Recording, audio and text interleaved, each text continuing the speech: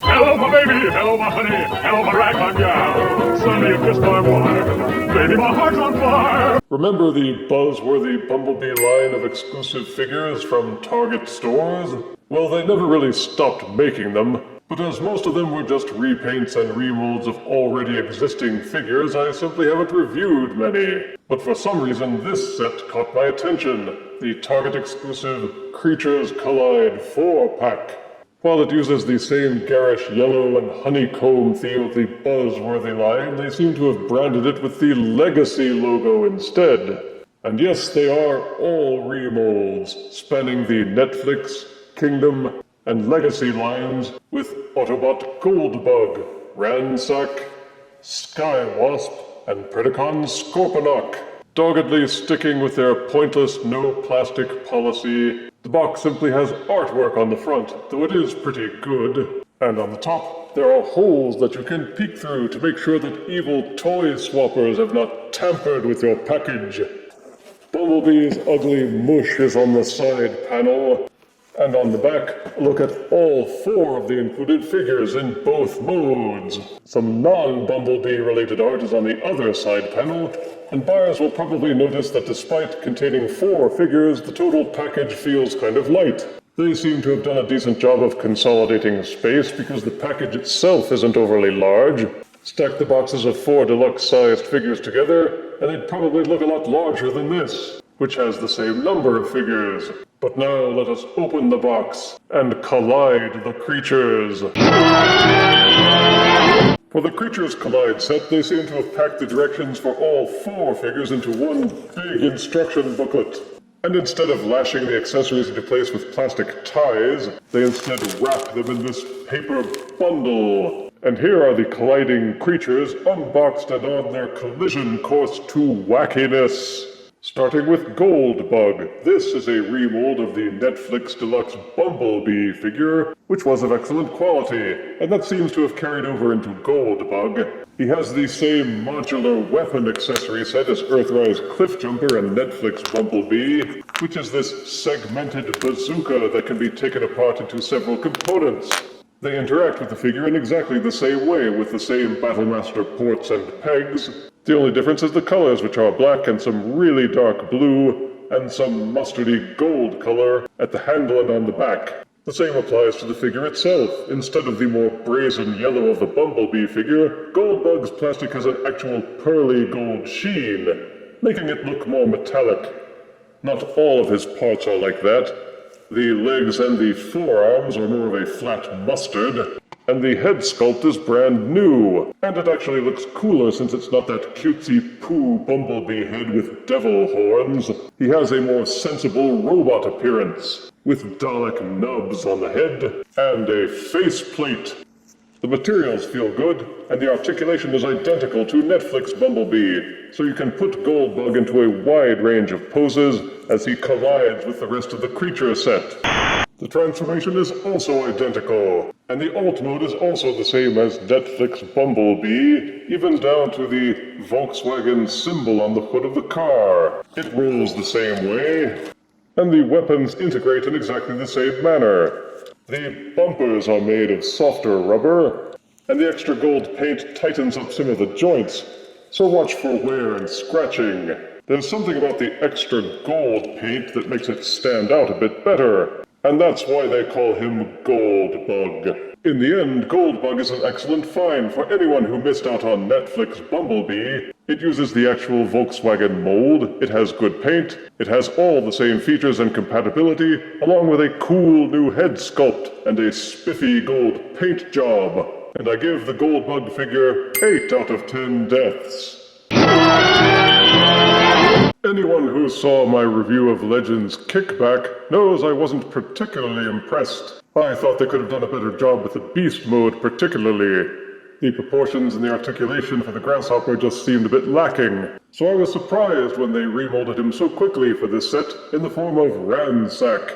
In the mid-80s, Hasbro gobbled up quite a few Japanese transforming figures, including some that never made it into the animated series. Among those were the Deluxe Insecticons, and in this case, Deluxe had nothing to do with the size class of the figure, rather with the level of quality and complexity. And the Deluxe Insecticons were a step above the original Generation 1 Insecticons, with better transformations, better insect modes, and they were just better overall. Ransack was one of these, a yellow and black grasshopper who actually had a good-looking grasshopper mode with a decent abdomen and inverted legs. The robot mode had some issues, but for the time and the technology, it was pretty dang good. And the Ransack in this set may be the first attempt at redoing this character. Of course, they used the kickback mold, which has its flaws. Looking at the robot mode, the same framework is there. But somehow, the makeover in colors and the new head sculpt make it seem different in more than just appearance. There's something about the yellow and the black that just works. Plus the new red bug eyes, the new head sculpt, and the visor and the faceplate just gives them a more menacing countenance. Once again, the antennae are soft rubber plastic, which is a detriment, so they're prone to warping, especially in warmer temperatures. You may need to use a hair dryer or a heat gun to soften them up, bend them back into place, and then recool them in order to straighten them out. But you can rotate them so that they are angled backwards, though purists will say that grasshopper antennae are always facing forwards. Ditto for the insect wings, you can rotate them any way you like, to have them sticking up like kickbacks. Though, just to be different, I like to keep them rotated downwards and underneath his arms a bit. This makes him look different from kickback, and you don't lose that much in the way of articulation. The translucent Energon blue plastic has been replaced with yellow for the wings, black for the Tommy gun. The set includes 2 Energon wings and the Tommy gun, which can be attached to the figure in exactly the same ways that they are attached to the kickback figure. The yellow swords are a bit of a tighter fit because they're covered with yellow paint, which tightens up the joints. One extra feature in this set is the inclusion of an alternative head. Ransack's head is on a ball socket, and if you apply firm pressure and pull, you can pop it off and swap them out. However, as cheap as Hasbro has been with their plastic lately, there's the risk of snapping the plastic connector, which would be horrible. Besides, the alternative head is simply a duplicate of the kickback mold, with a little extra black paint on the visor. The Ransack head actually looks much better, so why would anyone want to replace it? Not me. Ransack's articulation is identical to kickback with a rotating head on a ball socket that will also waggle, rotating arms, which will also splay out, rotating at the upper arm and at the elbows. The wings will rotate fully, a full rotation waist swivel, the legs kick forwards and backwards, and splay outwards on this hinge, rotate at the upper thigh, bending at the knee. The foot will tilt upwards, and each foot will tilt outwards on an ankle pivot. So the robot mode will yield an excellent amount of poses. The transformation is also identical. The alt mode for kickback was pretty weak because it lacked the organic grace of form that a real grasshopper would have. Ransack suffers the same issues, but again the new color scheme and the new head simply make it feel slightly improved. You can still connect the 2 Energon blades together, jam them up Ransack's backside to serve as a makeshift grasshopper-style abdomen, and store the Tommy gun in any open port that you wish. And I know that I've got him mistransformed for this shot, but frankly the default transformation just doesn't look very good. And you can use the articulation to rejigger the legs into something more convincing. The forelegs are still the weakest aspect. There's just not much you can do to make them look good. They simply serve as a device to help practice your willful suspension of disbelief. You can still rotate the insect legs and the wings, though the legs are joined together so you have to rotate them together, but you can bend them at the back. You can also rotate the antenna so that they're facing backwards if you like. I used to own Generation 1 Ransack, so when I saw that he was part of this set, that was what primarily drew my interest. As with Goldbug, Creatures Collide Ransack may not be all that much different from his Legacy Line Kickback counterpart, but it seems better in some inexplicable manner. Both the robot and the alt modes feel enhanced by the new colors, the new head sculpt, the second head, which are all welcome improvements, even if you don't plan to use the new head. It makes me hope that they will try other Deluxe Insecticons, and I give Creatures Collide Deluxe Ransack 8 out of 10 deaths. We've also reviewed Kingdom Deluxe Scorponok, which returns in the Creatures Combined set with a more Generation 1 toy-accurate color scheme. In this case, he is mostly black. with some red at the stinger and on the beast legs, and with the arms, claws, and shins done over in a pearly, glittery purple. He uses the same mold as the Kingdom line, so he's just as diminutive as a robot, being a bit runty, with the legs in particular seeming too short. Plus the plastic is a bit thin. If you shine a strong light behind it, it's like tissue paper. He still features the accessory missiles and the bee hidden inside the claws, which are also recolored. The bee in particular has been given a bit more attention with the colors, particularly these yellow stripes. And they did include another alternative head, which is patterned after the Generation 1 toy, rather than the bizarrely different TV animation model. So if you prefer, you can swap them out. Since it has a hole in the back of the head, it's easier to push the old head off and slide the new one on. And for my part, I like this head better. The fit is a bit tighter, so it doesn't rotate or tilt as easily, but I'll likely keep this one and cast the extra head into the pit. The articulation is the same. The head will rotate and tilt on its ball socket depending on how tight a fit it is. Each shoulder will rotate 360 degrees. They will also splay outwards, rotating bicep swivel, bendable elbows, and opening and closing claws. There's potential full waist rotation, except it bumps into the back tail kibble. Each leg will kick forwards and backwards, and also splay outwards until they bump into the beast legs. Upper thigh swivel, knees that will bend in on themselves as part of the transformation, and tilting ankle pivots. The feet will also tilt up and down. And of course you can bend the tail stinger forwards and backwards, as well as arching the tail to sting himself in the head. So it is possible to get a decent array of poses, depending on your level of patience. Seeing the Scorponok mold done over in black makes it better, because everything is better in black. Plus it helps it look more like the Emperor Scorpion, which, while not the most poisonous, is certainly one of the most fearsome in appearance. The claws are still that pearly purple, with a black body and tail, red stinger, and red legs. And the beast mode articulation is maintained from Kingdom. The tail can still arch up and down, and if you disengage the robot leg from the beast back, you can curl the tail even further. Each rear leg is ball-socketed, along with these two joined legs, and the forelegs. You can also tilt them inwards a click, if you want to give them a more hunched appearance. And the claws will swivel up and down, as well as angling in and out, rotating at the mid-joint, bending at the elbow, and the claws opening and closing to reveal the weapons inside. However, it also carries over the basic flaws from Kingdom Scorponok, in that they didn't do much with the robot legs. This one leg is still just hanging under the belly, while the other one is jammed into the back of the tail. And when you handle the figure, it just comes across as lazy. The beast mode is meant to always have that section hidden by lying on its belly, but like a festering pustule, you still know it's there.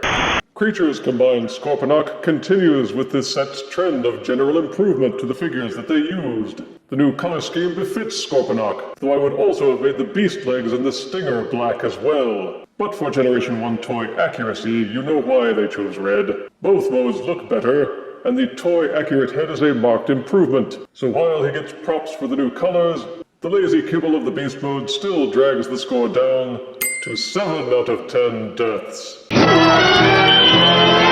And now for the only figure in the set which I haven't reviewed before, and that is Skywasp. He isn't new by any means.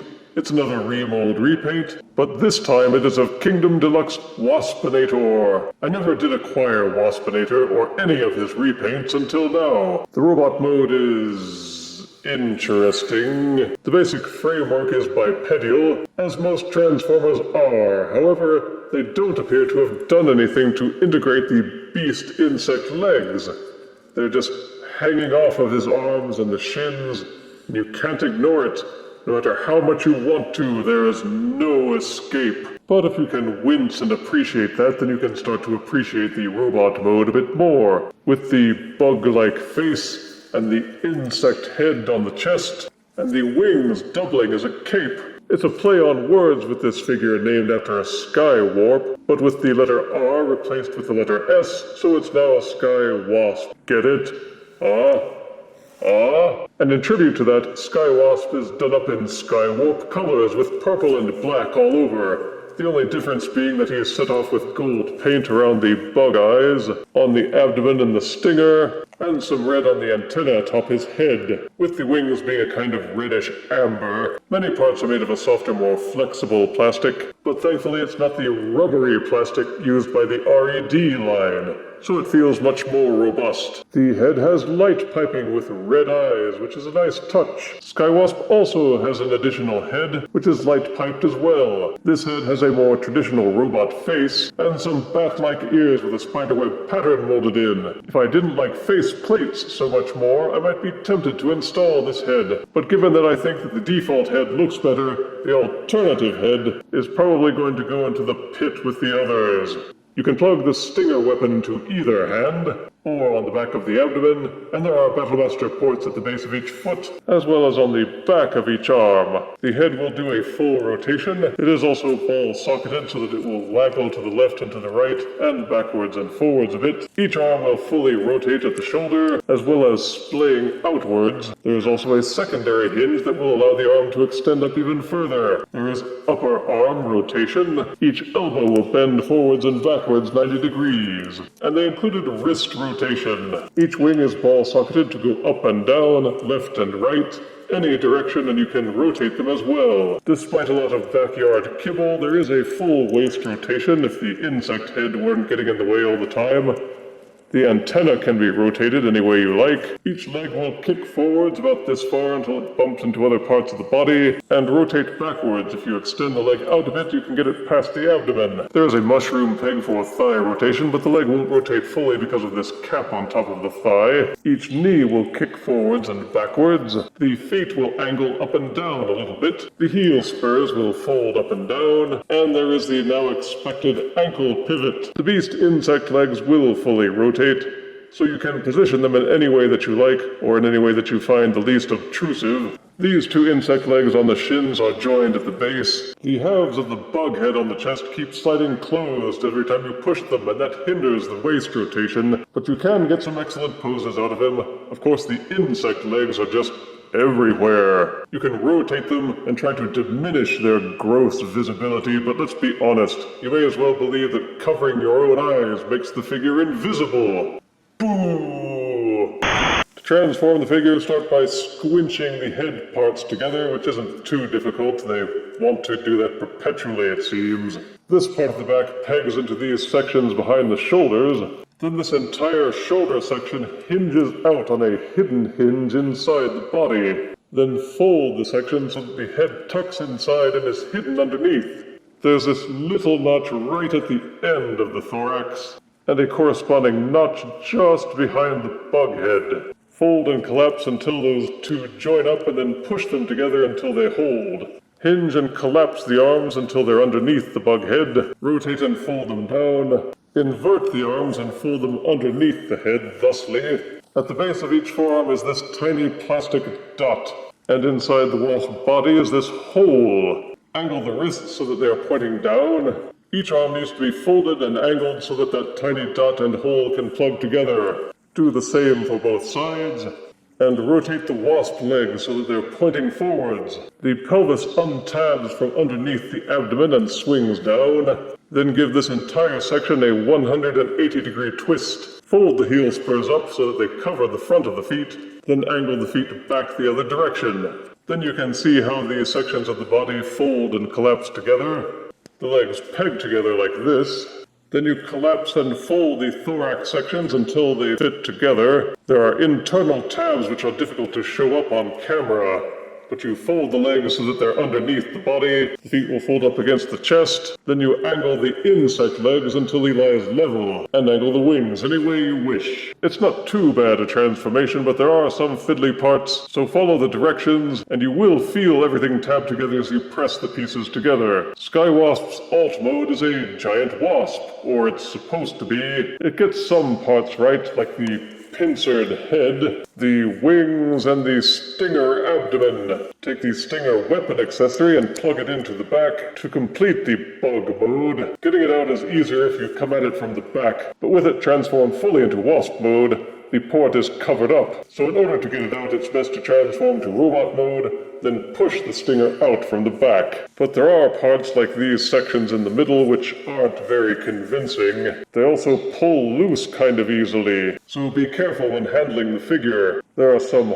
hollow portions, and knowing how the robot portions fold in, you can see a lot of the compromises they made. But overall, the robot folds up and compacts well into the beast mode. The paint applications seem good, though having some highlights on these purple sections would have been nice. Still, the gold paint really pops, especially on the segmented eyes. There don't appear to be any open Battlemaster ports on the Wasp mode, and the only weapon that you can plug in is the stinger at the back. But the colors suit him well, and of course, black goes with anything. For articulation, the wings are on ball sockets so that they will turn and flap any way that you wish. The insect head will tilt up and down, and the antenna can be rotated. The front insect legs will do a full rotation, and the back insect legs can be rotated as well, but they kind of stop here and here. So your posing options are limited, and you can only rotate the legs where they join to the body. And the lack of any joints on the insect knees is a great disappointment. It may make him more stable, but you miss out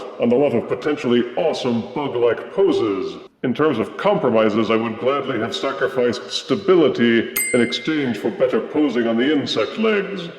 Boo! For size comparison, here is Buzzworthy Bumblebee Creatures Collide Skywasp, next to Transformers Animated Waspinator. Here is Creatures Collide Goldbug, next to Netflix Deluxe Bumblebee. Here is Creatures Collide Deluxe Ransack, next to Legacy Deluxe Kickback.